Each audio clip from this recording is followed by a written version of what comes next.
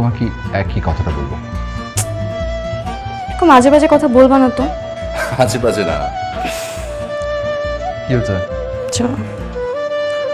খারাপ হচ্ছে না মাথা ব্যথা? দেখো, তোমার সাথে আমার কোনো কথাই যেন শেষ কথা না হয়। আচ্ছা কি হচ্ছে তোমার? আচ্ছা, কি হচ্ছে? আরে কি হচ্ছে বলবে তো। নিশা, এই নিশা, নিশা, এই নিশা, নিশা, নিশা।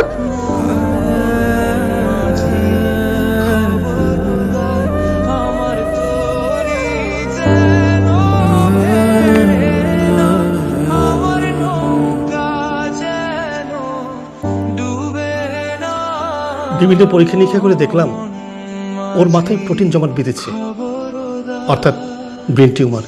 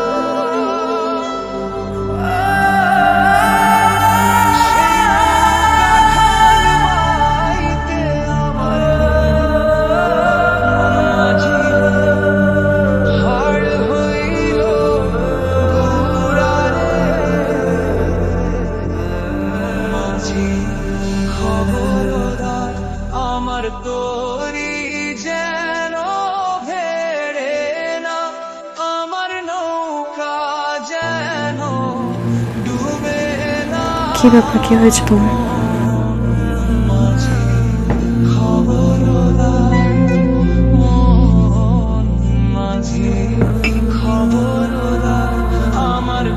আমার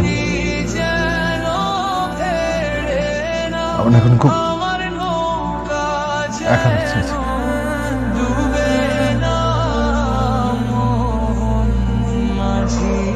আমার নিজেকে খুব খুব নিঃস্ব অসহায় মনে হচ্ছে। এই জন্যই তো বলেছিলাম আমার ধারে কাছে থেকো না, নিজেও বাঁচতে আমাকেও স্বস্তিতে থাকতে দিতে। তুমি আমাকে বিয়ে না করে সত্যি সত্যি স্বস্তিতে থাকতে? থাকতাম। তোমাকে পাগলের মতন ভালোবেসে আমি স্বস্তিতে নেই, কারণ আমি জানি আমি তোমার কষ্টের কারণ। ভালোবাসা কখনো কষ্টের কারণ হয়? হয়, ভালোবাসাই সবচেয়ে বড় কষ্টের কারণ হয়। ভালোবাসা না পাওয়া যতটা কষ্টে, ভালোবাসা পেয়েও তাকে হারানো তার থেকে বড় কষ্ট।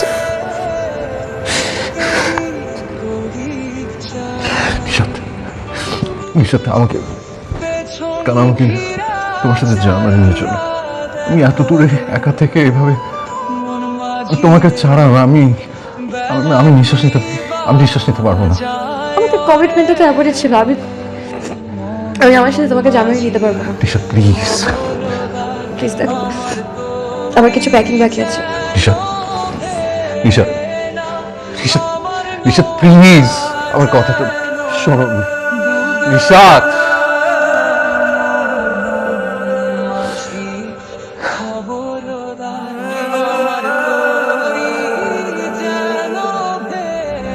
যখন আমি আমার থাকি না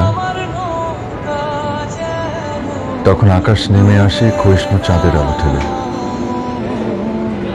যখন আমি আমার থাকি না তখন জোনাকি রাত খোঁজে নিজ শরীরের আলো ঠেলে। যখন আমি আমার থাকি না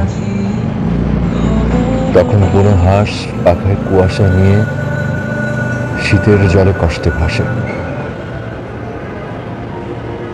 তাই কখনো আমি আমার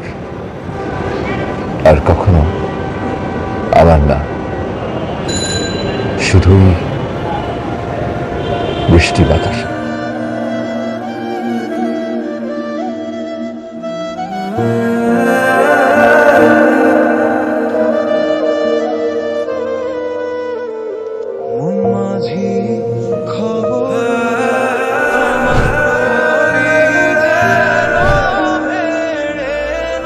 তারপরে তাকিয়ে আছো কেন? যাও, কাজের ব্যবস্থা করো। তোমার তাণ্ডব জ্ঞান কবে হবে বলো তো? যে মাছটা সেটা তো পচা। ওর মাথায় প্রোটিন জমাট বেঁধেছে, অর্থাৎ ব্রেন টিউমার।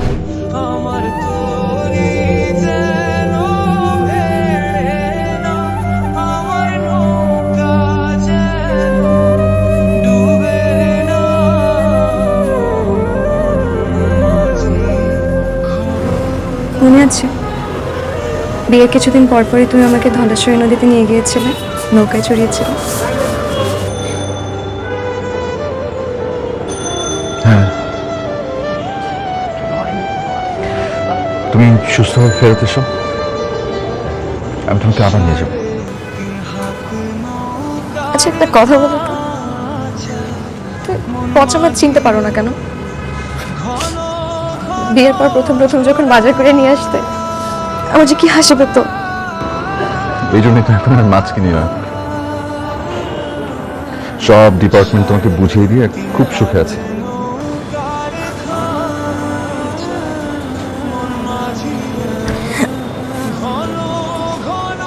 আচ্ছা আমি সুস্থ হলে তুমি আমাকে কি গিফট দিবে?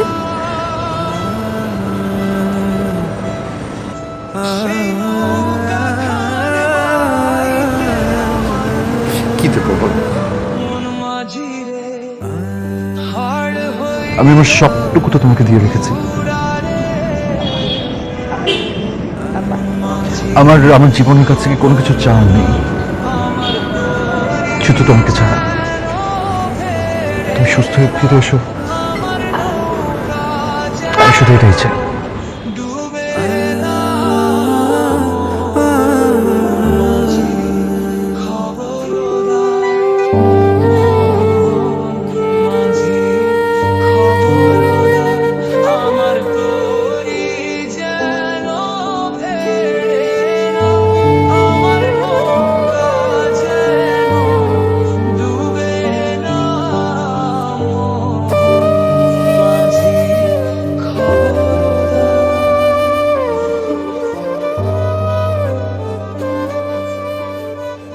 সকাল হয়ে গেল সুমন,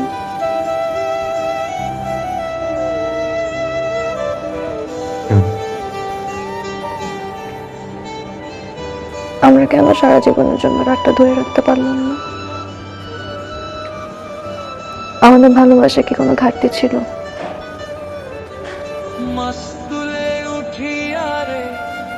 আমার কোনো অভিযোগ নেই, আমার শুধু একটাই আফসোস, আমার জন্য তোমাকে দিন এত কষ্ট করতে হচ্ছে।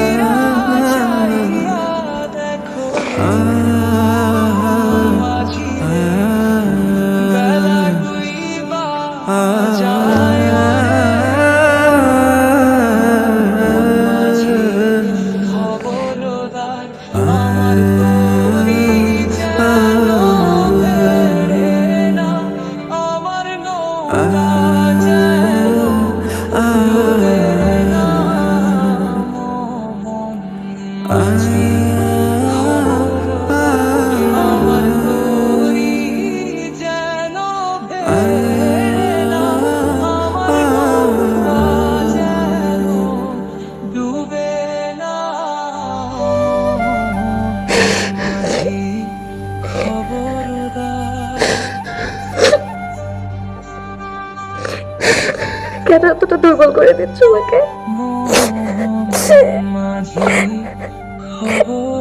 জানো না তুমি মন খারাপ করতে চলে যেতে কষ্ট হবে।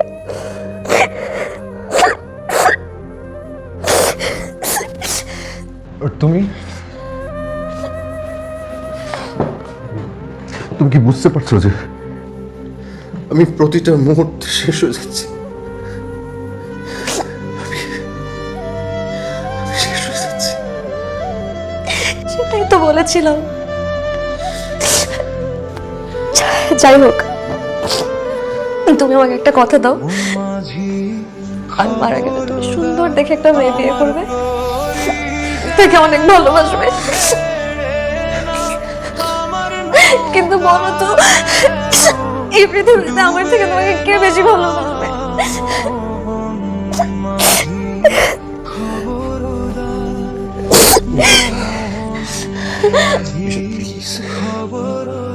প্লিজ আমাকে তোমার সাথে নিয়ে চলো, প্লিজ, বেগিং ইউ।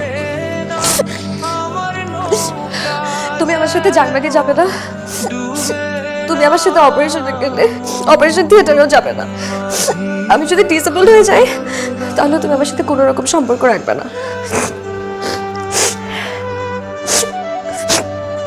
এখন এসব সস্তা আবেগ দেখিও না তো প্লিজ।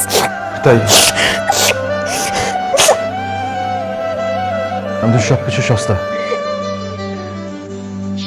পূর্ণিমা ভরা রাতের কবিতা পড়ে শোনা, দিন শেষে অফিস থেকে বাসায় ছুটে আসা, হাতে হাত রেখে কাঞ্চনজঙ্ঘা সোনালি চূড়া দেখা, তোমাকে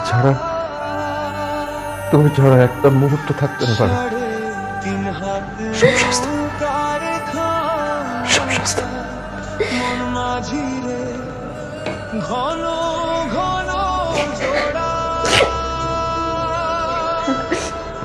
আমি যাচ্ছি।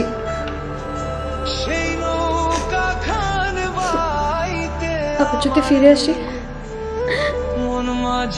তখনই শুধু আমাদের দেখা হবে।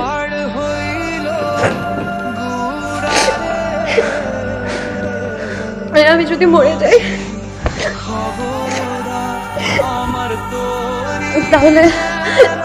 তাহলে জানবে যে আমার শেষ নিঃশ্বাস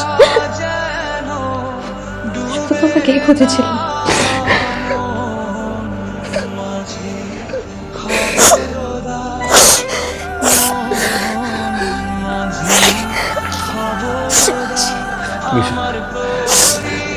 নিশা,